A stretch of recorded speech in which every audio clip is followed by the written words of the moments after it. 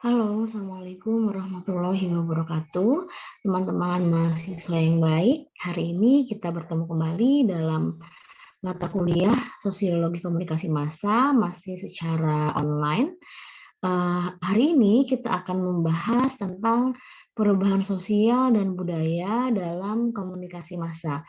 Nah, ada 3 poin penting yang akan kita pelajari hari ini, yaitu pertama perubahan sosial, yang kedua budaya populer, dan yang ketiga budaya massa. Nah, perubahan sosial adalah sebuah proses di mana masyarakat eh, dalam sebuah tingkat kehidupannya ini secara sukarela dengan dipenuhi atau dipengaruhi oleh unsur-unsur eksternal maupun internal, ini meninggalkan pola-pola kehidupan budaya dan sistem sosial yang lama.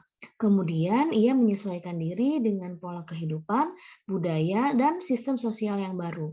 Jadi ada 3 persyaratan di mana perubahan sosial itu bisa terjadi. Yang pertama adanya perubahan pola pikir dan sikap dari masyarakat. Yang kedua adanya perubahan perilaku masyarakat. Dan yang ketiga adanya perubahan materi. Nah, selanjutnya perubahan sosial dalam komunikasi massa ini akan terbentuk dalam 4 bentuk ya, 4 jenis. Yang pertama yaitu budaya populer yang akan kita bahas sekarang. Yang kedua yaitu budaya massa, yang ketiga ada budaya visual dan ikon, dan yang keempat adanya hyperrealitas. Nah, kita akan membahas 2 budaya terakhir ya, yaitu budaya visual dan ikon serta hyperrealitas. Nah, ini yang disebut dengan hyperrealitas, di mana terjadi sebuah kondisi yang menghapuskan perbedaan antara yang nyata atau semu atau imajiner, bahkan menggantikan realitas yang asli. Artinya sesuatu yang tidak nyata itu kemudian bisa dianggap sebagai sesuatu yang nyata atau dianggap sebagai sebuah pedoman. Yang kedua, hiperrealitas menjadi sebuah kondisi baru di mana ketegangan lama antara realitas dan ilusi, antara realitas sebagai mana adanya yang fakta terjadi di dalam dunia sehari-hari dan realitas sebagaimana seharusnya itu menjadi hilang. Jadi sulit sekali membedakan mana yang kemudian settingan begitu, mana yang kemudian real ya. Yang ketiga, ketika garis batas antara hal yang nyata dan yang imajiner kemudian terkikis, realita tidak lagi bisa diperiksa secara akurat untuk membenarkan dirinya sendiri. Nah, realitas ini lebih nyata daripada yang nyata ya, karena telah menjadi satu-satunya eksistensi. Dan yang keempat, terjadi pada sebuah produk media massa, misalnya dalam sinetron, kemudian sinetron tersebut memiliki tokoh-tokoh yang sangat familiar, yang begitu dikagumi oleh audiensnya. Nah, kemudian tokoh tersebut dalam realita yang sebenarnya memiliki akun Instagram gitu ya, atau memiliki sebuah YouTube channel yang menjadikan dia sebagai influencer atau sebagai public figure. Nah, ini kemudian akan terjadi hyperrealitas. Mana yang kemudian dia menjadi tokoh di sebuah sinetron, mana yang kemudian dia menjadi sebuah peran dalam peran untuk dirinya sendiri. Misalnya tadi dalam akun Instagramnya, ya. Nah, mari kita lihat. Ini adalah 2 foto yang menggambarkan hyperrealitas. Ketika foto yang di kiri misalnya ya, ada 2 orang yang begitu populer, misalnya Andin dan Aldebaran. Sekarang 2 tokoh ini kemudian menjadi sebuah hyperrealitas, di mana ketika tokoh Andin ini kemudian berada dalam realita nyata, bisa saja kemudian orang-orang pun tidak memanggilnya dengan nama asli, tapi kemudian dia memanggilnya atau orang-orang memanggilnya dengan Andin, tidak lagi menggunakan atau jarang menyebutnya sebagai Amanda Manopo atau tokoh-tokoh lain yang pernah ada di sinetron atau kemudian tayangan-tayangan yang lain. Maka nama Andin ini menjadi sebuah hyperrealitas ya. Kemudian zaman dahulu kita mengenal yang namanya Superman gitu ya. Bagaimana misalnya Superman ini dibentuk ya sedemikian rupa sehingga membentuk imajinasi kita bahwa ada sesosok manusia yang bisa terbang begitu dengan jubahnya.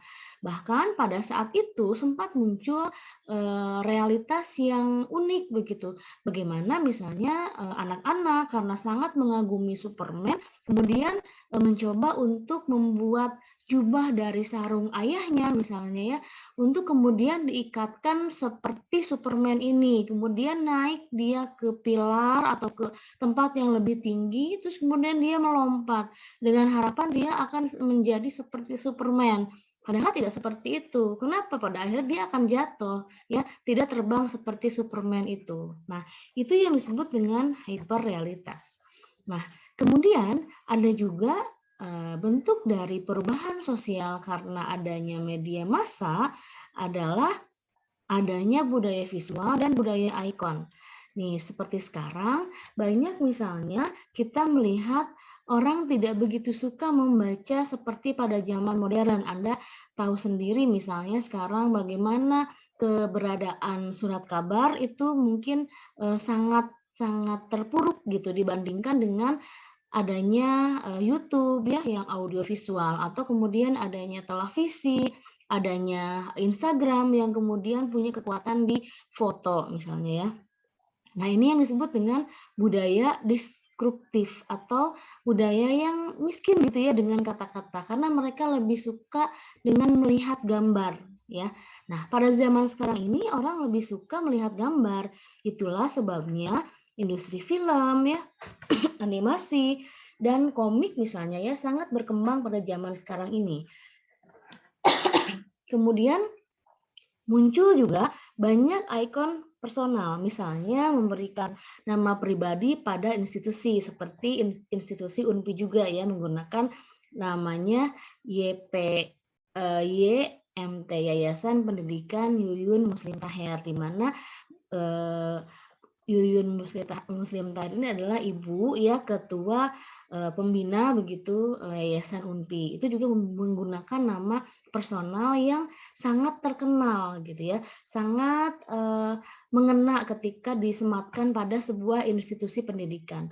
Atau kemudian kita mengenal Rans Entertainment ya, atau yang paling unik misalnya ya, beberapa selebriti menempelkan namanya di produknya ya seperti ayam geprek bensu misalnya ya, atau bensu ini mungkin bisa diartikan Robert Onsu dan sebagainya.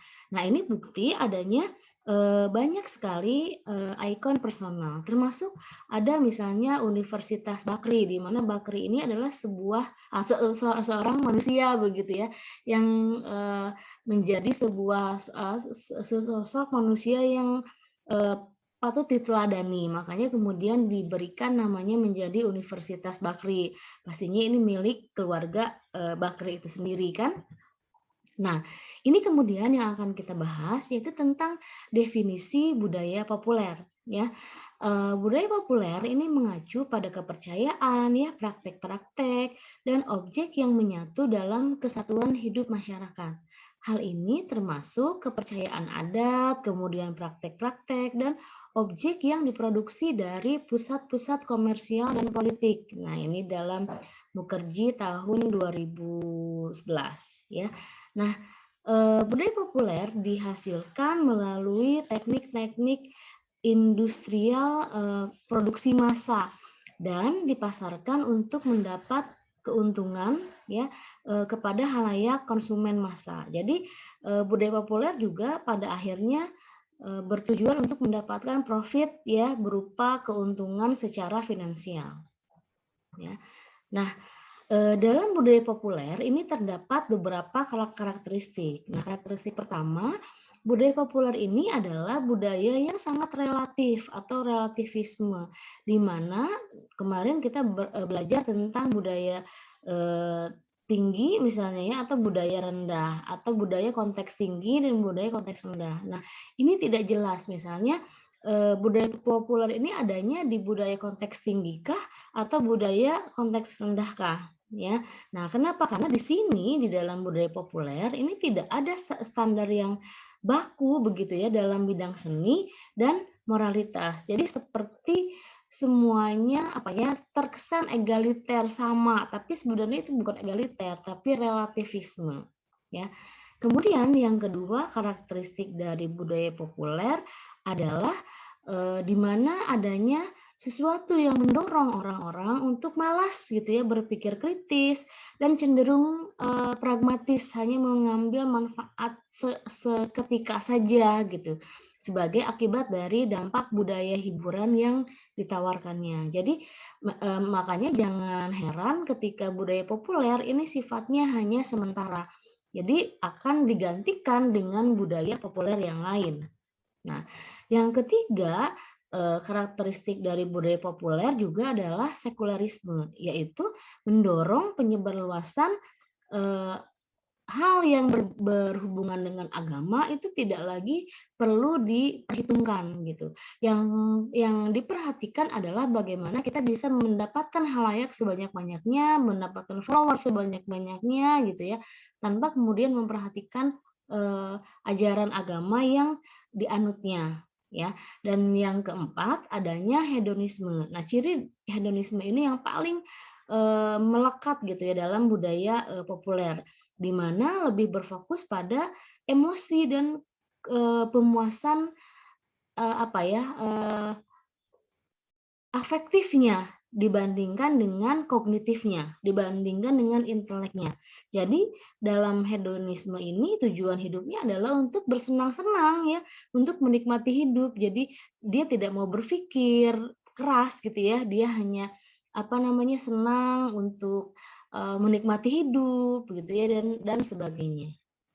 Nah, selanjutnya karakteristik dari budaya populer yang kelima adalah kontemporer atau, sebuah kebudayaan yang menawarkan, nilai-nilai yang instan ya, yang sementara atau yang cepat berubah, yang baru gitu ya. Jadi dia akan merubah, cepat sekali merubah hal-hal yang sekiranya tidak menarik dan dianggap ketinggalan zaman, ya. Maka kemudian dia akan melihat mana yang, lebih baru, mana yang lebih, menawarkan sesuatu yang, menyenangkan, ya, itu kontemporer. Dan yang terakhir, sifatnya hybrid dan seragam. Jadi hybrid itu biasanya, berupa, sesuatu yang ingin cepat gitu ya, ingin cepat dilihat, ingin cepat ditonton misalnya ya, cepat saji dan sebagainya ya. Meskipun kemudian adanya multifungsi atau multitasking, multitalenta. Makanya misalnya kalau sekarang kita melihat, ada, apa namanya, seseorang punya akun Instagram, itu pasti punya akun YouTube juga, pasti punya akun Facebook juga dan sebagainya ya. Nah ini untuk, apa namanya, melihat tasking atau multifungsi yang ada di dalam, media-media massa yang ada, ya.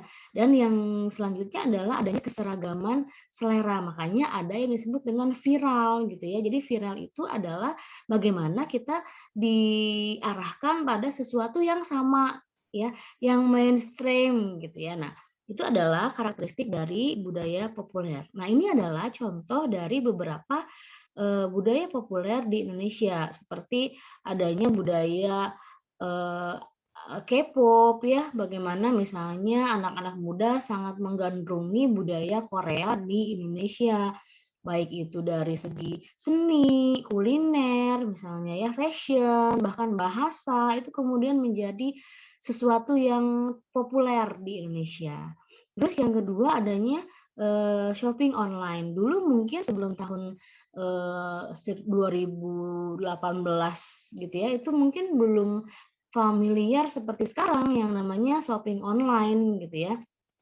Tapi setelah menjadi budaya populer, maka shopping online ini menjadi sesuatu yang diperhitungkan. Bahkan mereka yang memiliki bisnis di e-commerce itu kemudian mempunyai mempunyai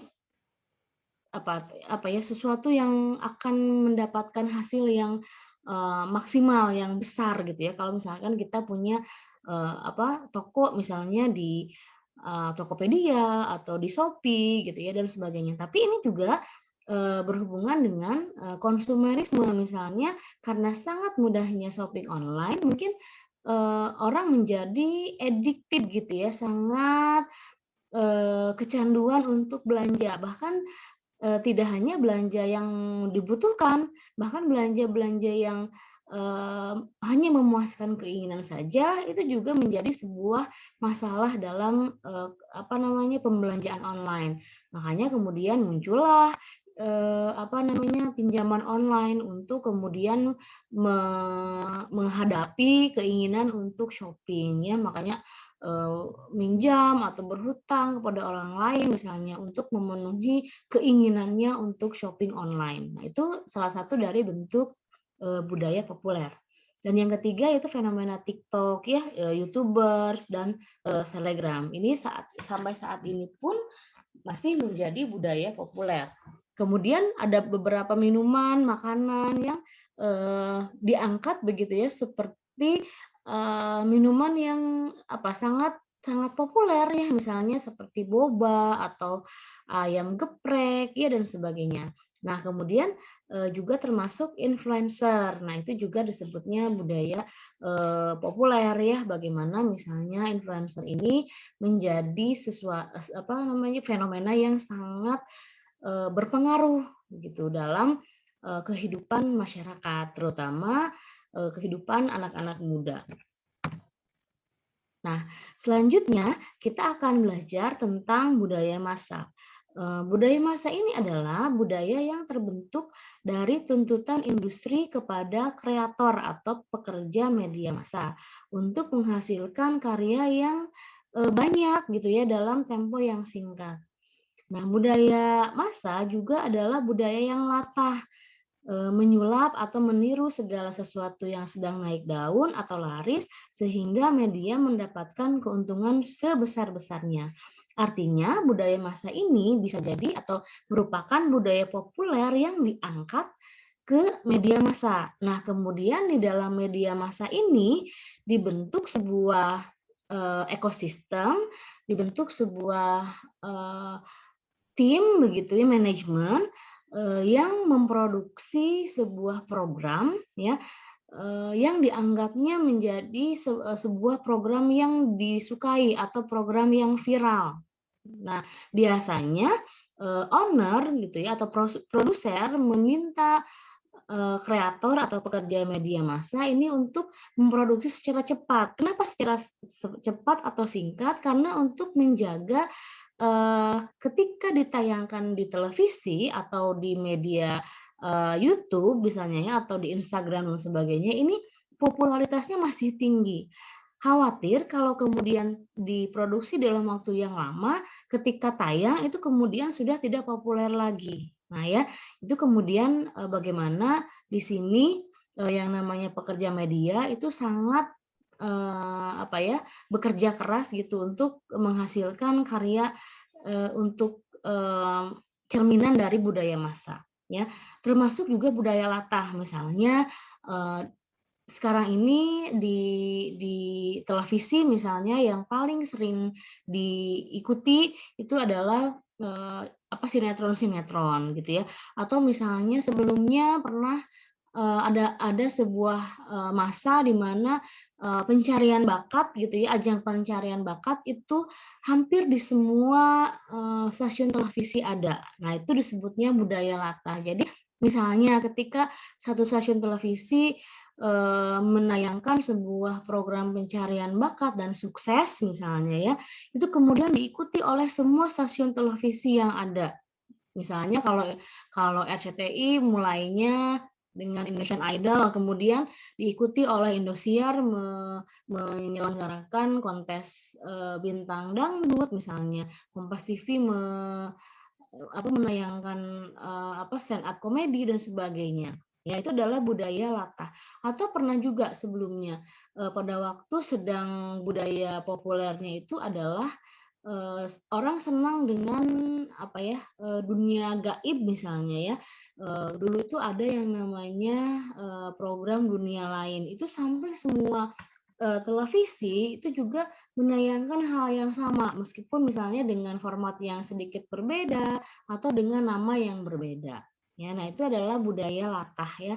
Kemudian budaya, masa ini sama seperti budaya populer, tujuannya adalah untuk dipasarkan dan mendapatkan keuntungan gitu ya, keuntungan yang besar untuk siapa? Untuk pemilik owner media massa, ya, dari halayak. Dari mana ya? Misalnya dari iklan ya, dari, apa namanya, eee, endorsement dan sebagainya, ya.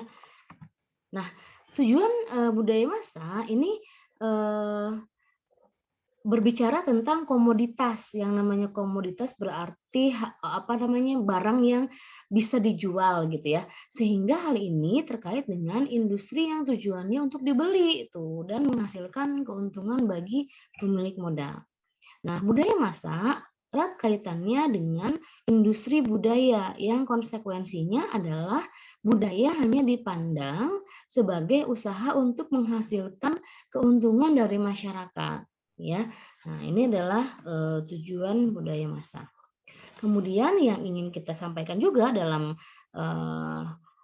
materi hari ini adalah karakteristik budaya massa. Nah, budaya massa ini memiliki karakteristik yang seragam dalam hal model dan etos gitu. Sebagai corak adalah hal yang terpenting dalam kebudayaan massa.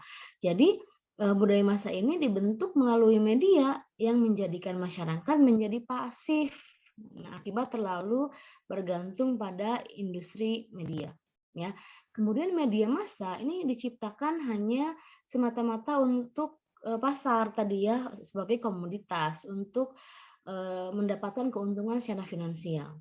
Kemudian media massa ini menjadi sebuah, budaya massa ini menjadi sebuah perilaku yang membuat kita semakin, percaya gitu ya, semakin berperilaku konsumerisme, ya, sebagai akibat dari tadi, budaya populer. Misalnya sekarang sangat mudah mendapatkan, program-program, yang mendukung online shopping gitu ya, di televisi itu banyak sekarang program yang menayangkan, eee, flash sale ya, bagaimana penjualan atau promo-promo yang ditawarkan dalam, e-commerce, dalam, online shopping. Misalnya, acaranya Shopee, acaranya Tokopedia, itu sangat mudah ditemukan di televisi dan itu akan memicu munculnya konsumerisme.